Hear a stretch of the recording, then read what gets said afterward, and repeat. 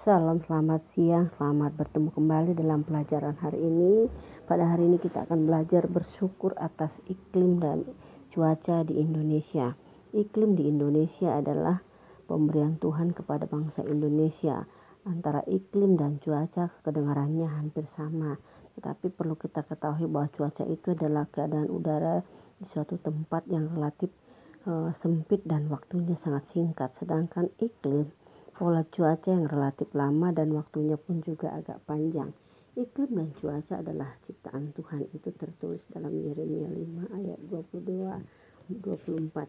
Baiklah kita lihat akan Tuhan Allah kita yang memberikan hujan dan panas. Iklim dan cuaca bisa terbagi dua, iklim tropis dan iklim subtropis. Dan kedua iklim ini mungkin bisa dirasakan bagi kita yang berada di Indonesia beriklim tropis, sedangkan bangsa Indonesia mungkin ada yang beriklim subtropis.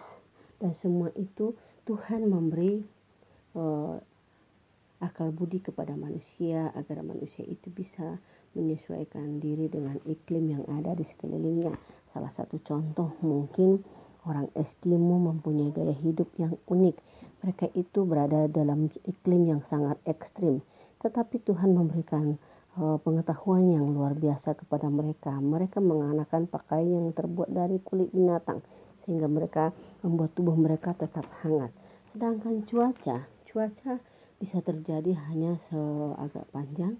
Cuaca di Indonesia bisa itu berawan, bisa mendung, bisa cerah, dan cuaca juga bisa menjadi tanda-tanda bagi kehidupan manusia, tanda-tanda mungkin bagi para penerbang atau juga para nelayan.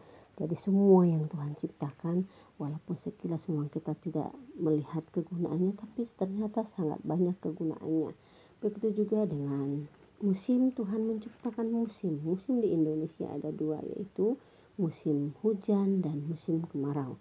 Tetapi di negara lain atau di negara luar negeri atau mungkin negara-negara Eropa, mereka memiliki musim yang lebih banyak.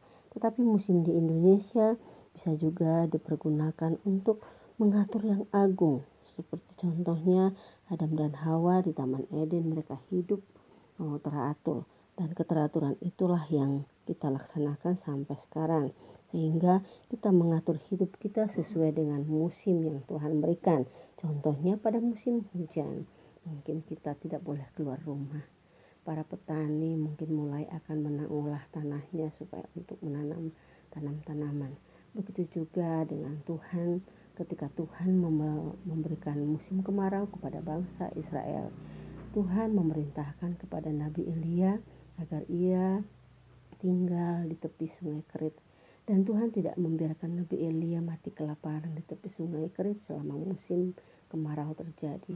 Tuhan mengirimkan burung gagak untuk membawa roti dan ikan setiap hari menjadi makanan Nabi Elia. Nah, kita pun juga sayang walaupun banyak mungkin yang terjadi cuaca iklim musim yang sekarang ini lagi musim corona, kita semua susah untuk keluar rumah. Tapi percayalah, Tuhan mengetahui apa yang kita alami sekarang ini. Dia akan memperhatikan kehidupan kita seperti dia memperhatikan kehidupan Nabi Elia. Jangan khawatir, tetaplah berdoa, tetap jaga kesehatan. Doakan mama dan papa yang mungkin masih harus keluar rumah bekerja, mereka senantiasa dilindungi oleh Tuhan. Mungkin kalau kita sekarang ini bukan musim yang kita pikirkan, virus yang mengganggu negara Indonesia, tetapi doa kita panjatkan supaya kita terbebas. Begitu juga dalam Kejadian 8 ayat 22. Selama bumi masih ada, takkan berhenti-henti musim. Musim menabur dan menuai, musim dingin dan musim panas, kemarau dan hujan, siang dan malam. Inilah kesimpulan pada pelajaran kita hari ini. Musim hujan, musim dingin, musim panas, kemarau dan hujan, siang dan malam adalah anugerah Tuhan yang harus kita syukuri. Tinggal bagaimana kita mengatur kehidupan manusia di bumi ini agar hidup kita tidak susah, tidak mengalami kesulitan karena musim-musim yang terjadi. Tetapi musim-musim yang dianugerahkan Tuhan kita jadikan sebagai alat untuk kita membekali diri agar kita mampu mengalami proses kehidupan selama kita masih berada di bumi ini. Apapun yang musim yang terjadi, kita mampu mengatasinya. Ketika musim hujan, biarlah kita diam di rumah. Ketika musim kemarau, kita boleh keluar rumah, tetapi jangan di siang hari. Para petani juga mampu menyesuaikan diri untuk musim tanam dan musim menuai.